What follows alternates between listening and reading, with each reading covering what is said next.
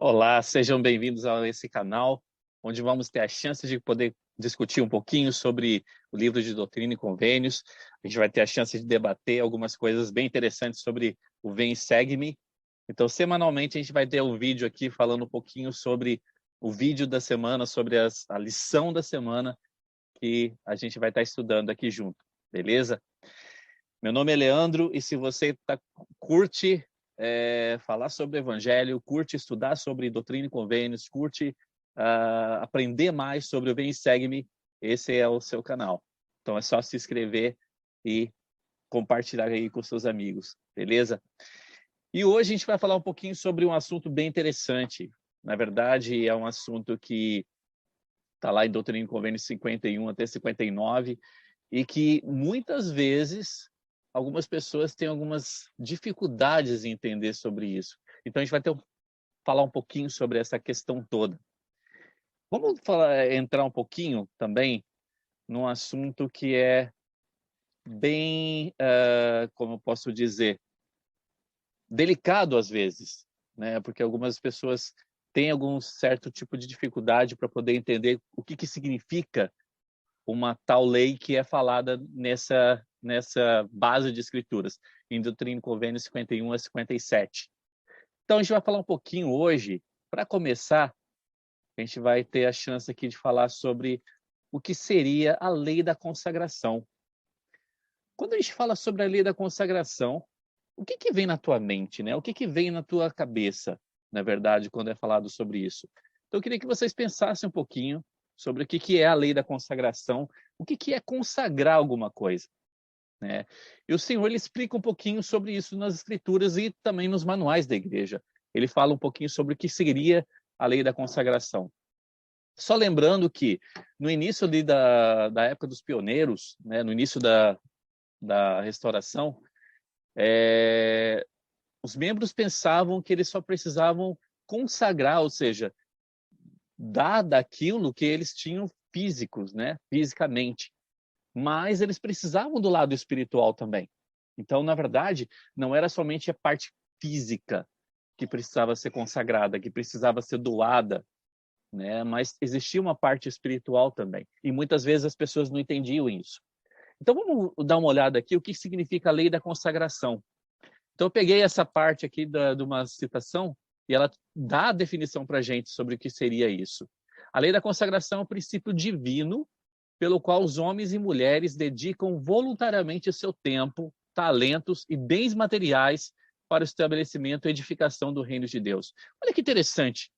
É um tempo, né, um princípio divino pelo qual o homem e mulher dedica voluntariamente seu tempo, talento e bens materiais para estabelecer e edificar o reino de Deus.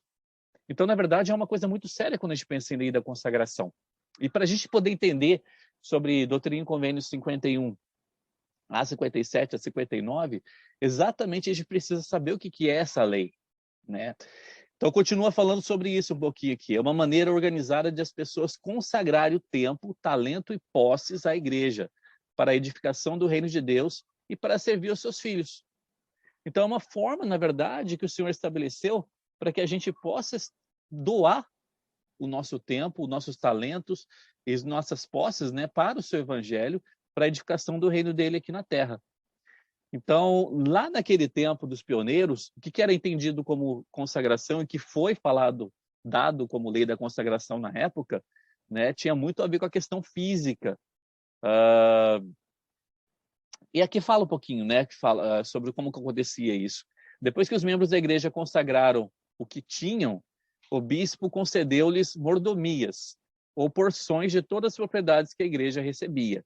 Essa era a parte física relacionada à lei da consagração. O tamanho de cada mordomia dependia da situação e necessidade de cada família, e era determinado pelo bispo após conversar com o membro que o receberia. Isso está lá em Doutrina e Convênios. A mordomia era concedida com o título de propriedade, de modo que cada membro fosse plenamente responsável por gerenciá-lo. Ou seja, além da questão da lei da consagração, existia essa outra questão da mordomia. Então, o tamanho de cada mordomia, né, era de acordo com a responsabilidade que aquela pessoa teria de gerenciar aquilo que estava sendo concedido a ela. Ou seja, ela era concedida como título de propriedade para que cada membro fosse plenamente responsável por gerenciá-la. As mordomias, portanto, eram tratadas como propriedades privadas, não como propriedades coletivas, ainda que todas as propriedades, no fim, pertencessem a Deus. Ou seja, elas eram tratadas como propriedades privadas porque existiam pessoas responsáveis por tomar conta delas, né? Mas, mesmo assim, elas eram propriedades que pertenciam a Deus. Então, é interessante a gente poder compreender um pouquinho sobre isso, porque, na verdade, quando a gente pensa em lei da consagração, o que vem na nossa cabeça hoje em dia seria a lei do dízimo, né? Seria as leis de jejum e etc. O que nós fazemos hoje em dia para poder consagrar o nosso tempo, né? Mas a lei da consagração não é somente a parte física, ela tem a parte espiritual. E é isso que a gente precisa entender. Então, eu queria que vocês pensassem um pouquinho sobre isso e colocassem aí embaixo, pode responder aí embaixo. O que nós entendemos hoje pela lei da consagração? O que seria a lei da consagração hoje em dia? E de que forma a lei da consagração ela pode nos ajudar a nos tornar menos egoístas, né? Ou de que forma que essa lei da consagração pode nos preparar para voltar ao reino celestial? Então, pode colocar aí nos comentários aí qual a sua opinião sobre isso. Alguns propósitos da lei da consagração. Não sei até que ponto nós sabemos sobre essa questão, né? Mas lá em Doutrina e Convênios também nós temos alguns propósitos relacionados a essa lei tão especial. O primeiro propósito seria cuidar dos pobres e necessitados.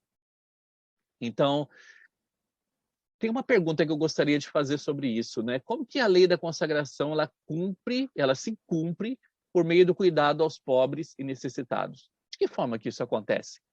De que forma que, na verdade, nós podemos ajudar as outras pessoas que são pobres e necessitados, e de que forma que, fazendo isso, a gente vai estar cumprindo a lei da consagração? Então, pensa nisso. A segunda coisa, que seria um propósito da lei da consagração, seria comprar terras, construir casas de adoração e construir a Nova Jerusalém. Então, naquela época, na época dos pioneiros, um dos propósitos maiores era o quê? Para que fossem compradas terras, que fossem construídas casas de adoração e que fosse uma preparação para construir a Nova Jerusalém, que seria ali em Sião, né? Ou que seria lá na terra onde eles estavam, lá em Missouri. Então, falando aí sobre o terceiro ponto, né? Sobre o propósito da lei da consagração. Ele fala também que seria ajudar o povo do Senhor a vencer o orgulho. Então, existe uma perguntinha aqui para a gente. De que forma viver a lei da consagração ajuda os membros a vencer individualmente o orgulho ou a ganância? De que forma que isso pode acontecer? E, na verdade, como que essa lei da consagração vai nos ajudar a vencer o egoísmo, vencer o orgulho, vencer essa situação de se colocar um melhor do que o outro? Como que isso pode nos ajudar nesse processo? Outro propósito da lei da consagração seria ajudar o povo do Senhor a ser trabalhador e a abster-se da ociosidade, ou seja, parar de ser ocioso. Então, esse era um dos propósitos da lei da consagração naquela época. Além de ajudar o povo do Senhor também a se tornar unido, ser mais unido.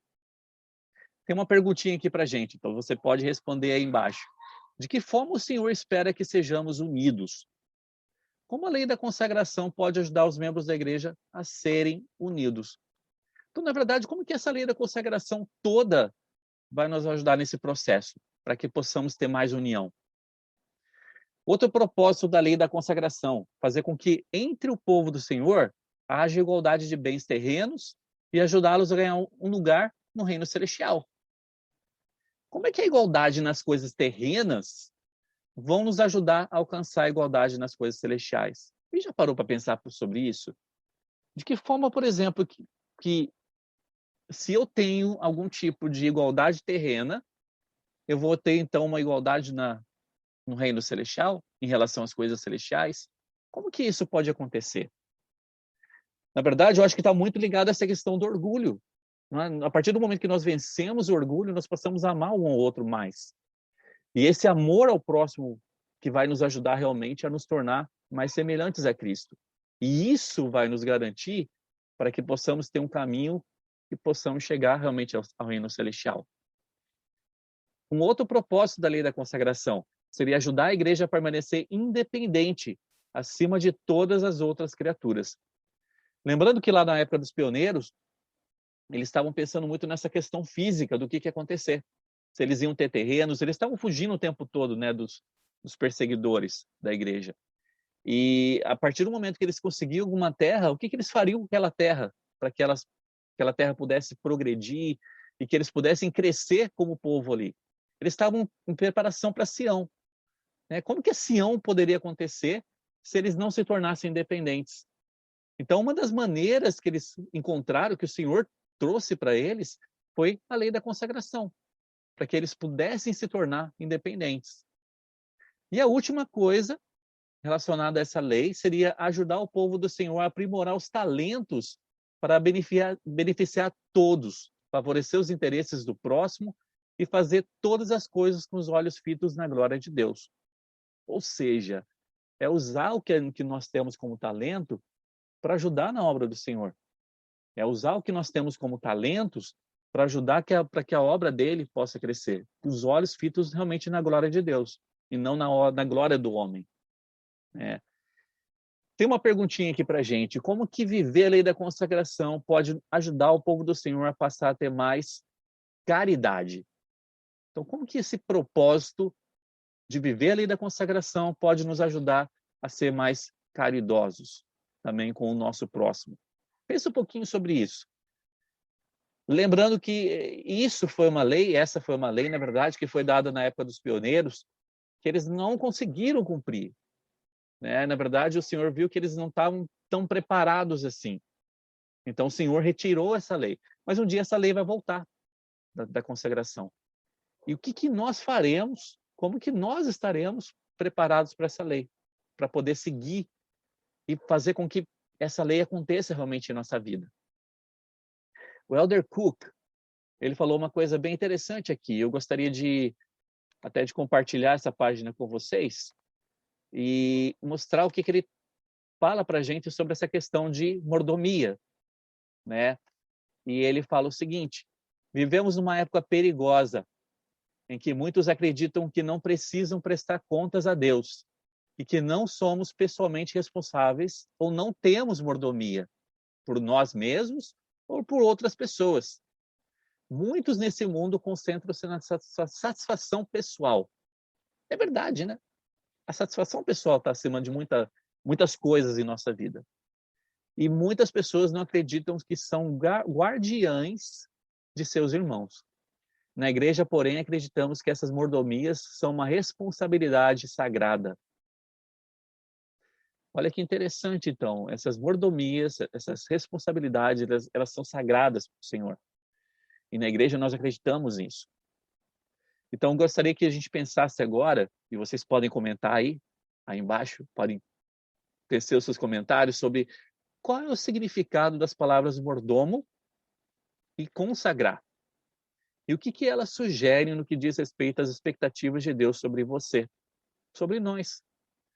Né? Que, na verdade, como que essa palavra mordomo e essa palavra consagrar, elas estão unidas?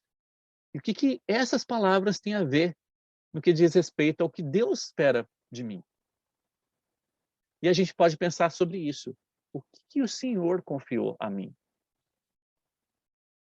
A palavra mordomo, né, quando a gente fala mordomo relacionado às escrituras principalmente, significa aquele que toma conta dos assuntos ou da propriedade de outra pessoa. Essa pessoa é o mordomo. Nós somos mordomos das coisas de Deus. Nós somos mordomos das coisas celestiais que estão aqui. As coisas são dadas a nós para que nós possamos tomar conta. E o que nós estamos fazendo com essa mordomia? Com essa responsabilidade que nos foi dada? Então, seria uma pergunta para que nós pudéssemos pensar individualmente e ver o que eu estou fazendo como pessoa, como indivíduo, para ajudar com que outras pessoas também possam cumprir suas mordomias. Nesse processo de cumprir a sua mordomia, muitas vezes a gente vai passar por algumas situações e que são difíceis às vezes. Os membros lá, os pioneiros, eles passaram por vários desafios, várias provações, e foi muito complicado para eles poderem vencer esses desafios. E muitas vezes eles foram enganados pelo inimigo, né? E muitas vezes eles ficaram chateados com algumas situações. Como quando nós somos mordomos, às vezes tem pessoas que não entendem o que nós estamos fazendo, ou o que nós estamos fazendo do nosso tempo, ou como nós estamos doando o nosso tempo. Tem pessoas que acabam não entendendo. E o Senhor nos dá uma chave para que possamos ter um certo tipo de estímulo relacionado a isso. E olha o que ele fala aqui. Isso ele fala lá em Doutrina e Convênios 52. Ele fala, Doutrina e Convênios 52, 14 a 19. E também eu vos darei um modelo em todas as coisas, para que não sejais enganados. Porque Satanás está solto na terra, enganando as nações. Lembrando que lá em Doutrina e Convênios 50, né, o Senhor já estava falando um pouquinho sobre isso. Sobre como Lúcifer ele engana as pessoas aqui na Terra. Ele dá uma fórmula em Doutrina e Convênios 50 para que possamos identificar espíritos realmente que são de Deus ou espíritos que não são de Deus. Para que nós possamos não ser enganados. E aqui ele volta a falar um pouquinho disso, né? E ele continua, portanto, aquele que ora, cujo espírito é contrito, esse é aceito por mim, se obedecer às minhas ordenanças. Aquele que fala, cujo espírito é contrito, cuja linguagem é mansa e edifica, esse é de Deus, se obedecer às minhas ordenanças. E também aquele que estremece sob o meu poder será fortalecido e produzirá frutos de louvor. E também aquele que é vencido e não produz frutos, de acordo com esse modelo, não é meu. Portanto, por esse modelo discernireis os espíritos em todos os casos debaixo dos céus. Ele nos dá a fórmula aqui, para que possamos não ser enganados pelo inimigo nesse processo de cuidar das mordomias do Senhor. Nós precisamos ter um espírito contrito, ter um espírito arrependido, ter um espírito pronto para poder seguir, para poder modificar e ser modificado. Tendo isso, todas as coisas vão acontecer de acordo com o que o Senhor pede. Se nós tivermos um espírito contrito, nós vamos ter humildade. Se nós tivermos humildade, nós vamos querer obedecer. Então vai ser muito mais fácil para nós podermos obedecer. E as coisas vão acontecer de acordo com o Senhor pede para que aconteçam. Né? Nós teremos realmente a companhia do Espírito e não seremos enganados. Eu gostaria de encerrar essa mensagem para vocês, essa aula, com uma escritura, lá de Doutrina e Convênios 54, versículo 10. E ela fala assim, e também sede pacientes nas tribulações, até que eu venha. E eis que depressa venho, e o meu galardão está comigo. E aqueles que cedo me buscarem encontrarão descanso para a sua alma. Sede paciente nas tribulações até que eu venha. E aquele que cedo me buscar encontrará um descanso para a sua alma. Essa é a promessa do Senhor para a gente, para que nós possamos conseguir vencer as coisas desse mundo, para que possamos ser melhores responsáveis por nossas mordomias. O presidente Kimball ele falou, na igreja, uma mordomia é um sagrado encargo espiritual ou temporal, pelo qual temos responsabilidade e como todas as coisas pertencem ao Senhor, temos mordomia sobre nosso corpo, sobre nossa mente, nossa família e nossas propriedades. O mordomo fiel é aquele que exerce o domínio justo, que cuida bem do que possui e que atende às necessidades dos pobres e necessitados. Hoje de manhã, na reunião sacramental, eu estava ouvindo um discurso e foi bem interessante e falou bastante sobre isso, sobre essa questão de responsabilidades que nós temos, as mordomias que nós temos, né? Porque, na verdade, quando a gente fala sobre mordomia, estamos falando sobre responsabilidades que nós temos em nossa vida. E nós temos responsabilidades ali com a família, no trabalho, na igreja. E como que a gente faz para cuidar de tudo isso ao mesmo tempo? Não faz. Nós precisamos dedicar um determinado tempo enquanto estivermos cuidando daquela específica mordomia. Então, se eu estiver cuidando da minha família naquele momento, a minha atenção tem que estar na minha família. Se eu estiver cuidando de coisas relacionadas ao Evangelho naquele momento, a minha atenção tem que estar relacionada às coisas do Evangelho naquele momento. Isso é cuidar das minhas mordomias, das minhas responsabilidades, para que eu não saia cuidando de uma coisa e esqueça da outra. Eu posso realmente prestar testemunho sobre isso, que precisamos melhorar as formas de como nós somos mordomos em nossas responsabilidades, tanto na família, tanto na igreja, no trabalho. O que nós podemos fazer para melhorar isso? Eu gostaria de deixar essa pergunta aí para a gente, né? E vocês podem comentar também. O que eu posso fazer para ser o melhor mordomo do Senhor, das coisas que Ele deixou como responsabilidade para mim? Eu deixo esse desafio para a gente, essa aula, em nome de Jesus Cristo. Amém.